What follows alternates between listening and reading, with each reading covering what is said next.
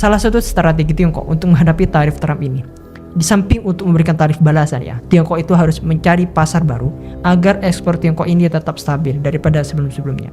Di samping Tiongkok itu harus mengukuhkan kubunya agar bisa melawan terhadap proteksi Amerika Serikat ini. Makanya kemarin untuk memperkuat ekonominya di Asia Tenggara, Xi Jinping itu kunjungi 3 negara besar seperti Vietnam, Malaysia, dan Kamboja. Nah, pertanyaannya, Indonesia kok gak dikunjungi oleh Xi Jinping ini? Ternyata ya, ketika saya analisa lebih dalam, alasan Xi Jinping tidak kunjungi Indonesia ini memiliki alasan tersendiri yang sangat kontroversi, dan menurut saya Indonesia harus aware dengan ini semuanya.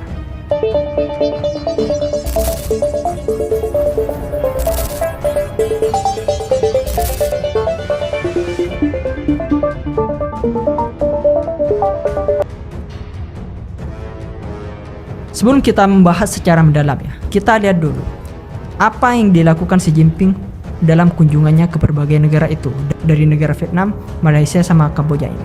Pertama, kunjungan Xi Jinping ke Vietnam tentu fokus utamanya yaitu membahas mengenai kemitraan strategis dan perlawanan terhadap proteksionis Amerika Serikat. Dalam kunjungan itu menghasilkan keputusan bahwasanya kedua belah pihak itu antara Vietnam dan Tiongkok itu menandatangani sekitar 40 perjanjian kerjasamanya, mencakup infrastruktur, energi, teknologi, dan pendidikan. Salah satu proyek utamanya yaitu adalah kerjasama pembangunan jalur kereta api yang menghubungkan Vietnam bagian utara ke perbatasan Tiongkok. Tentu jalur kereta api ini itu sebagai memperkuat konektivitas dalam kerangka Belt and Road inisiatif milik Tiongkok itu. Kenapa kok Xi Jinping itu kunjungi Vietnam? Ketika saya lihat lebih dalam, ternyata Vietnam ini itu adalah negara ASEAN yang memiliki hubungan kompleks dengan Cina. Ada kedekatan ekonomi. Namun ingat, mereka juga memiliki ketegangan historis dan sengketa maritim. Coba kita lihat sejarahnya. Vietnam dan Tiongkok ini punya sejarah permusuhan panjang. Pada tahun 1979, kedua negara ini pernah berperang sampai. Sebuah konflik berdarah yang terjadi karena Vietnam ini menggulingkan rezim pro-Beijing di Kamboja. Dan Tiongkok merespon dong dengan adanya ini, dengan melakukan invasi militer ke wilayah utara Vietnam ini. Bahkan sampai hari ini sebenarnya, sentimen anti-Tiongkok ini masih sangat kuat di kalangan rakyat Vietnam, terutama karena sikap agresif Beijing ini di Laut Cina Selatan. Vietnam secara aktif menolak klaim sepihak Tiongkok atas wilayah tersebut. Bahkan yang lebih bikin greget lagi, Tiongkok ini malah membangun pangkalan militer di pulau-pulau sengketa itu. Bahkan tidak jarang kapal mereka tuh bersitegang langsung di perairan itu. Tapi meskipun penuh ketegangan ini, Xi Jinping tetap datang ke Vietnam di Hanoi. Kenapa? Karena dalam kacamata Beijing ya, dalam kacamata Xi Jinping, Vietnam ini adalah lawan yang bisa diajak berdialog dan dinegosiasikan. Dan Vietnam itu merupakan negara yang keras secara diplomatik tapi pragmatis secara ekonomi. Artinya ketika ada kebijakan atau kerjasama yang bisa menguntungkan secara ekonomi ke Vietnam, maka mereka akan menerima langsung tanpa memikirkan hubungan diplomatiknya. Akhirnya dengan pendekatan diplomatik yang dilakukan oleh Xi Jinping ini, Xi Jinping ingin menyeimbangkan ketegangan dan menarik Vietnam itu lebih dekat ke orbit ekonomi Tiongkok, ke kubu Tiongkok. Kemudian negara yang dikunjungi yang kedua yaitu adalah Malaysia. Fokus utama Xi Jinping dalam kunjungan itu yaitu membahas mengenai penyelesaian damai Laut Cina Selatan dan penguatan multilateralisme. Kita lihat hasil dari pertemuan itu dapat menghasilkan bahwasanya kedua negara antara Malaysia dan Tiongkok ini menyatakan komitmen untuk menjaga stabilitas dan perdamaian di Laut Cina Selatan. Dan bahkan mereka itu mendorong penyelesaian negosiasi kode etik Laut Cina Selatan, Code of Conduct COC, yang bersama ASEAN pada tahun 2026 nanti. Dan tentu yang tidak luput dari pembahasan, kedua negara ini itu menantang tindakan sepihak dan pembatasan perdagangan yang dilakukan oleh negara-negara barat ini, khususnya Amerika Serikat. Kenapa kok Xi Jinping itu kunjungi Malaysia? Apa bagusnya Malaysia? Ternyata ketika saya lihat lebih dalam lagi, Malaysia ini adalah mitra penting BRI milik Tiongkok dan memiliki hubungan ekonomi erat dengan China. Dengan mendekatkan Malaysia, Tiongkok itu bisa memperkuat pijakan regionalnya terhadap dominasi Amerika Serikat di kawasan itu. Kemudian, kunjungan yang terakhir, negara yang dikunjungi oleh Xi Jinping yaitu adalah Kamboja. Di Kamboja, Xi Jinping itu melakukan pembahasan utama mengenai dukungan ekonomi dan isu keamanan transnasional. Ternyata ketika saya lihat hasil dari kunjungan itu, Xi Jinping menyatakan dukungan terhadap jalur pembangunan dan stabilitas politik di Kamboja. Kemudian Xi Jinping itu melakukan diskusi terkait proyek infrastruktur besar seperti kanal Fanantico senilai 1,7 miliar. Namun Cina ini belum memberikan komitmennya pendanaan penuh untuk proyek tersebut. Kemudian hasil dari pertemuan itu yang terakhir, mereka menekan kerjasama dalam bidang penegakan hukum, khususnya untuk menangani penipuan daring dan kejahatan lintas batas yang melibatkan warga Tiongkok di Asia Tenggara. Kenapa kok Xi Jinping ini memilih Kamboja? Ternyata Kamboja ini secara konsisten itu menjadi sekutu dekat Tiongkok udah mulai dulu dalam forum ASEAN, termasuk dalam isu Laut Cina Selatan. Nah, dengan melalui Kamboja ini, Beijing itu dapat memperkuat pengaruh politiknya dalam kebijakan regional ASEAN. Secara keseluruhan, kunjungan Xi Jinping ini bukan sekedar kunjungan kehormatan biasa, tapi ini merupakan bagian dari strategi besar Tiongkok untuk memperkuat jaring pengaruhnya di kawasan Asia Tenggara di tengah gempuran tekanan dari Amerika Serikat dan sekutunya itu. Dengan menawarkan proyek infrastruktur, kerjasama ekonomi, dan narasi anti proteksionis Amerika Serikat.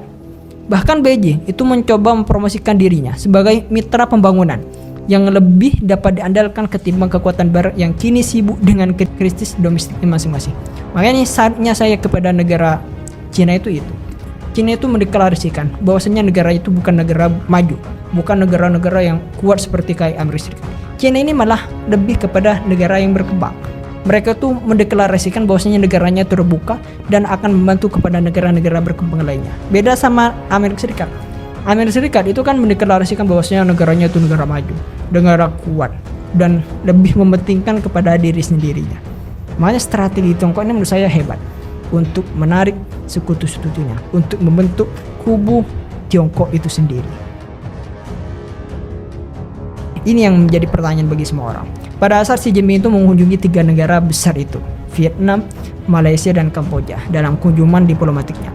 Ini menimbulkan beberapa pertanyaan. Pertanyaan besarnya itu langsung muncul, mengapa Indonesia itu tidak termasuk dalam daftar negara yang dikunjungi oleh Xi Jinping ini? Yang mana kita tahu, Indonesia itu merupakan negara terbesar di ASEAN, ekonomi terbesar di kawasan, dan pemimpin de facto dalam berbagai forum Asia Tenggara.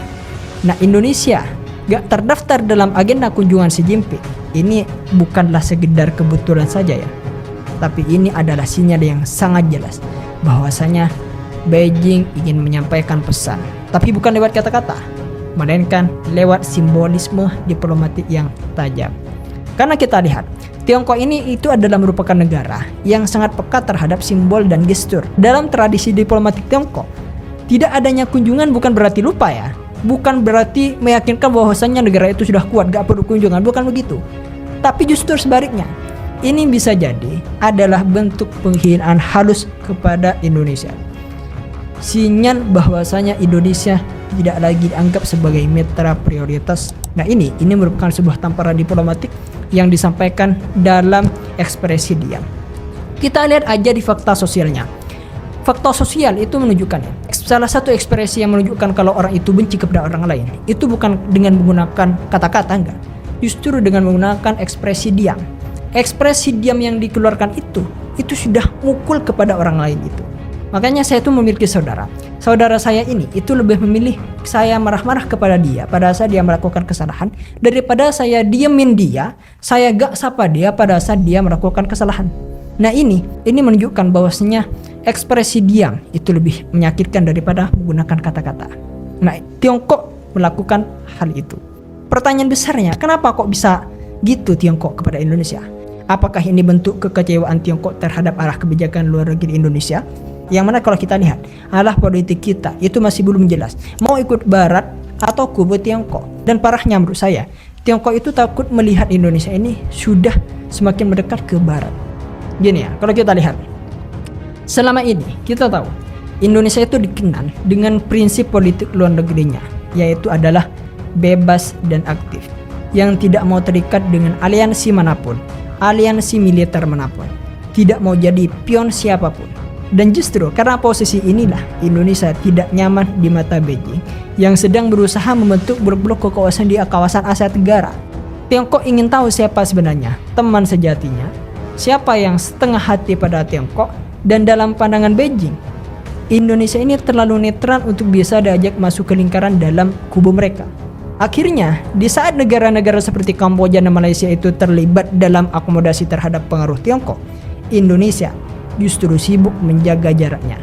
Bahkan belakangan ini ya, Jakarta itu mulai menunjukkan sinyal mendekat ke barat, menguatkan kerjasama pertahanan dengan Amerika Serikat, bersuara keras soal kedaulatan maritim di Laut Natuna Utara, suatu wilayah yang kerap diganggu oleh kapal-kapal penjaga pantai Tiongkok.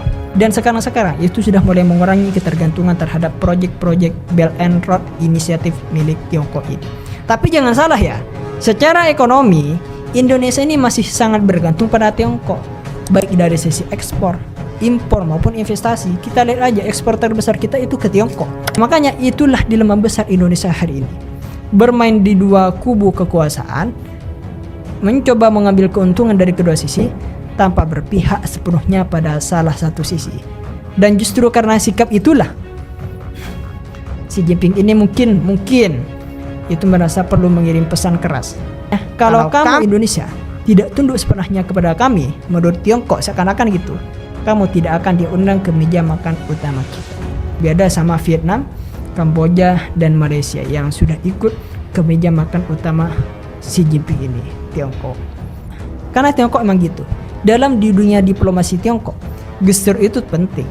Tidak datang ke Indonesia bisa jadi bukan soal ketidaksetiaan waktu, tapi ini sinyal simbolik bahwasanya Indonesia telah disisihkan dari lingkaran dalam kubu mereka. Artinya, ini merupakan sebuah pesan dingin, halus, tapi memalukan, bahwa Indonesia itu bukan bagian dari prioritas diplomatik Tiongkok untuk saat ini. Ingat ya, untuk saat ini. Tapi mau gak mau, nanti Indonesia itu harus melakukan sikap, mengambil sikap, apakah mau masuk kubu barat atau kubu Tiongkok. Itu pasti seperti itu. Mereka pasti melakukan tindakan. Indonesia harus melakukan tindakan seperti itu. Ya meskipun secara netral, sekarang iya netral, tapi nanti kita memerlukan pelindung negara-negara besar itu. Kita sadar, inilah konsekuensi yang harus kita bayar oleh negara yang memilih jalur independen seperti Indonesia ini. Tidak punya musuh besar benar, tapi juga tidak punya pelindung mutlak yang memiliki power yang sangat besar. Dan mungkin Beijing ini menguji seberapa kuat sebenarnya Indonesia bertahan di tengah tekanan dua raksasa dunia ini. Apakah ini akan membuat Indonesia goyah dan berpikir ulang untuk lebih condong ke Tiongkok? Atau justru ini menjadi alasan bagi Indonesia, negara kita, untuk memperkuat posisinya sebagai kekuatan netral yang tak bisa ditekan oleh siapapun? Tapi itu sulit. Yang jelas, aksennya Xi Jinping dari Jakarta itu bukanlah isyarat kosong, tapi itu adalah diplomasi dalam bentuk yang paling dingin dan paling simbolik. Bagaimana menurut kalian mengenai Tiongkok yang tidak datang dan mengunjungi Indonesia ini? Tulis pendapat kalian di kolom komentar. See you next video. Eksklusif.